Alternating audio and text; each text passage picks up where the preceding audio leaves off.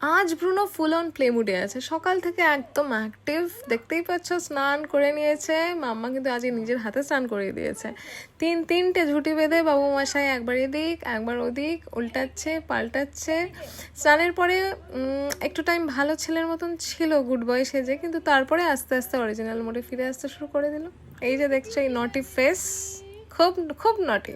প্রথমে সোফাতে উঠে পড়ছে, একবার এখানে যাচ্ছে একবার ওখানে যাচ্ছে, পুরো নিজের মতন ঘুরে ঘুরে খেলছে, মাঝে মাঝে মুখটা কিন্তু লুকিয়ে নিচ্ছে, আর ধরতে গেলেই কামড়ে দিচ্ছে, ধরা পড়বে না।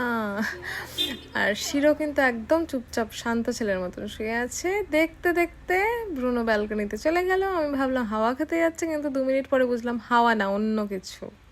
হ্যাঁ, সোজা কথা, ব্যালকনি থেকে কাজটা করেই দিল, একদম চুপচাপ, যেন কিচ্ছু হয়নি। আর প্রবলেমটা হলো, ওটা ছিল মাসির ফেভারিট সেলফি কর্নার, যেখানে সে বসে ফটো তোলে। তখন মাসির রুমে বসে ফোন নিয়ে বিজি ছিল। আমি গিয়ে বললাম, মাসি একবার দেখিস তো ব্রুনো কিছু করেছে কিনা, মনে হচ্ছে। ব্যাস, এটা শোনার পর ওই লেপটার ওপরও করেছে, ঘাসের ওপরও টয়লেট করে দিয়েছে, কিছু মনে করলি না তো? পুরো সিআইডি মোড অন। এখানে দেখছি, কিন্তু ফানি পার্ট হলো সে কিছু কিন্তু খুঁজে পাচ্ছে না।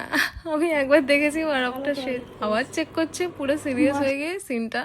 জাস্ট দেখো, ফাইনালি মাসি কিন্তু খুঁজে পেলো, সিআইডি মোড অন। এখানে মা রেগে যাচ্ছে আমার উপরে, কেন বলেছিস তুই।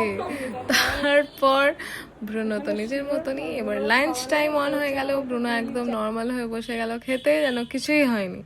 আর ওখানে রেডি হয়ে বসে আছে তার ভাই শিরো, চোখ পুরো প্লেটে। শিরো অলরেডি খেয়ে নিয়েছে, শিরোর লাঞ্চ ডান। তাও ব্রুনোর প্লেটের থেকে ওর খাওয়াটা একটা ডেইলি হ্যাবিট। আর ব্রুনো সেরকম, প্রথমে ব্রুনো এখনও অব্দি রিয়াক্ট করেনি, কিন্তু বেশি কিছু বলে না, শেষ পর্যন্ত নিজের থেকে কিছু ছাড়ে না। বেসিক্যালি এই দুজনের মধ্যে এটা, এই খুনসুটিটা কিন্তু রোজের সিন।